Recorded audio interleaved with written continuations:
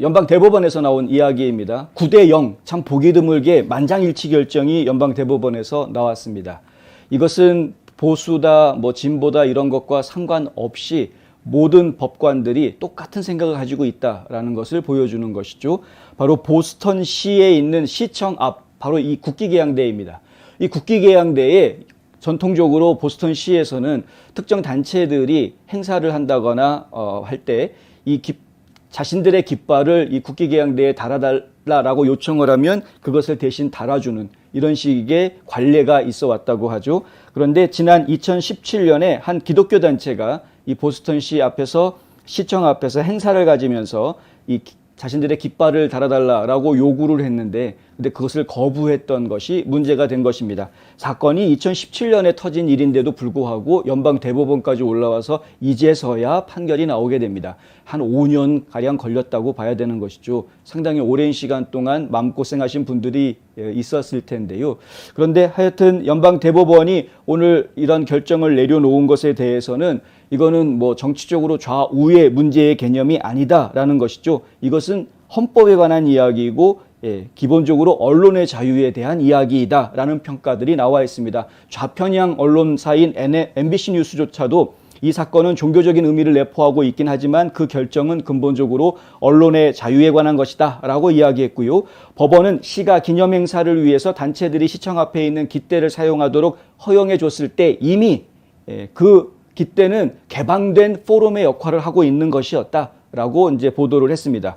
법원은 기독교 국기에 대한 동일한 취급을 부인하는 것은 표현의 자유를 침해하는 것이다. 다른 단체들 깃발은 걸어주면서 기독교 단체 깃발은 걸어주지 않겠다라고 결정하는 보스턴 시의 결정은 우선 헌법적으로 문제가 있는 것이다 라는 것이죠. 이번 판결은 유대 기독교 유산에 대한 이해를 높이는 것을 그 사명의 일부라고 주장하고 있는 캠프 컨스티튜션이라는 단체에서 제소했던 것이었고요. 이 단체는 이제 지역 성직자들의 보스턴 역사에 대한 연설을 포함해서 라틴 십자가가 그려진 깃발을 개양하기를 원했는데 그것을 시청으로부터 거절당하면서 소송이 제기된 것으로 이렇게 알려져 있습니다. 헤럴드 셔틀레프 변호인단 그 요청에 따라서 12년 동안 시에서 그동안 284건에 대한 행사가 있었고 깃발 개양 요청이 있었는데 단 한 번도 거절당한 일이 없는데 유독 이 단체만 지금 12년 동안 해왔던 일을 갑자기 거절하고 284개 행사 중에서 단 한 번도 거절된 일이 없는 것을 보스턴시에서 거절을 했다. 이렇게 지금 주장을 펼쳐서 대법원의 대법관들의 판결에 만장일치 판결을 이제 이루어내게 된 것이고요.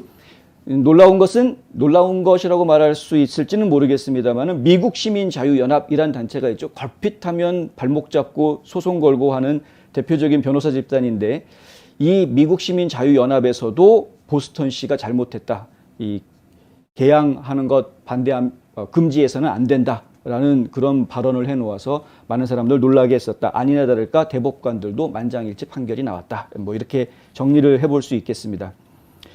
자세한 이야기들이 더 나와 있습니다만은 굳이 반론의 여지가 없기 때문에 특별히 이걸 가지고 문제시할 수 있는 상황은 아닌 것 같고요. 어쨌든 이게 기독교 국가라서 이런 판결이 나왔다라고 오해하시면 안 되고 종교의 자유가 보장되어지고 있는 국가에서 유별나게 다른 단체들은 다 국기를 개양해 주면서도 기독교 단체 깃발만 개양을 안 해줬다라는 것, 그것을 거부했다라는 것 자체가 문제가 된, 그러니까 수정헌법 제1조의 종교의 자유 그 권한을 인정해주는 판결이다. 아직까지 법원은 그래도 좀 우리가 부빌 수 있는 언덕 역할을 해주고 있다. 다행스러운 일이죠. 그리고 이런 상식적인 결정에 모든 대법관들이 다 만장일치를 했다라는 것도 굉장히 중요한 의미를 갖습니다.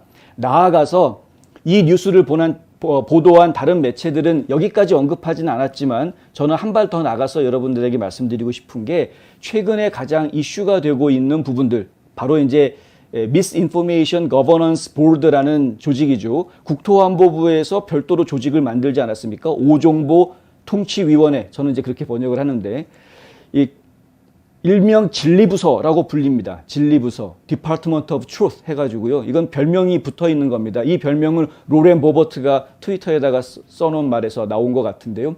결국 이 이야기는 뭐냐 하면은 국민들이 트위터라든가 페이스북이라든가 유튜브라든가 이런 데다가 올려놓는 글들에 대해서 정부가 판단한다는 이야기입니다. 이것이 제대로 된 정보이냐 아니냐. 예를 들어서 코로나가 한참 이슈가 됐을 때 코로나 조기 환자들한테는 아이버맥틴 같은 거 효과 있다라는 이야기를 하는데 그 이야기 했다가 혹시 이제 뭐 하이드록시 클로로킨 같은 것들이 효과가 있다. 트럼프 대통령도 그런 말 하지 않았습니까? 그런 얘기 하면은 컨텐츠 올려놓으면 바로 삭제당했었죠. 그리고 뭐 채널 정지당했었고 지금은 그렇게까지는 안 합니다만은 그러니까 이러한 것들 그러니까 예전에는 SNS 플랫폼들이 자발적으로 검열을 해왔던 그런 부분들을 이제는 플랫폼들이 자발적인 검열을 되도록이면 안 하는 쪽으로 방향을 바꾸려고 하는 그런 조짐이 보이니까 정부가 나서서 정부가 직접 검열하겠다는 식으로 지금 들고 나온 겁니다.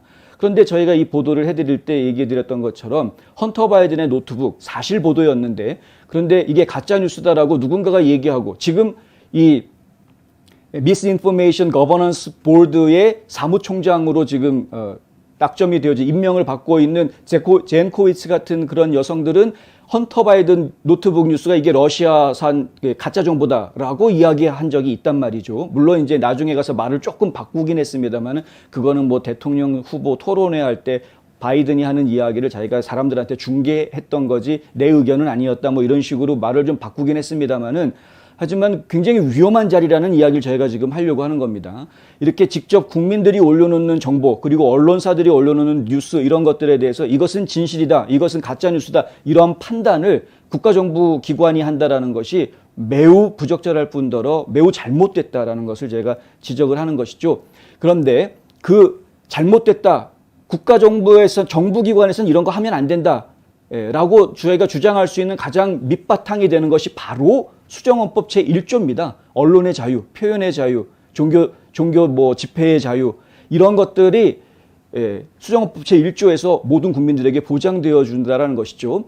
이번에 보스턴시에 대해서 연방 대법관이 내려온 판결이 바로 이러한 수정헌법 제1조의 질서를 지킨다라는 의미를 가지고 있는 것입니다. 그러니까 수정헌법 제1조에서 보장해주고 있는 표현의 자유, 종교의 자유, 발언의 자유, 집회의 자유 하는 그 자유권을 보장해준다라는 점에서는 모든 대법관들이 전부 다 찬성을 하고 있는 모습을 보이는 것이다. 그래서 이것은 결국 굉장히 중요한 의미를 갖는다. 앞으로 이제 이 오정보통치위원회라는 이 국토부 산하 안에 있는 이 새로운 조직이 법정 시비가 걸리게 될 것이 저희는 분명하다라고 생각이 드는데 그렇게 됐을 때 법원이 어느 쪽 손을 들어줄지는 이미 빤히 보인다라는 것이죠. 이번에 보스턴에 나온 판결을 보면은 그것이 빤히 보인다 하는 이야기입니다.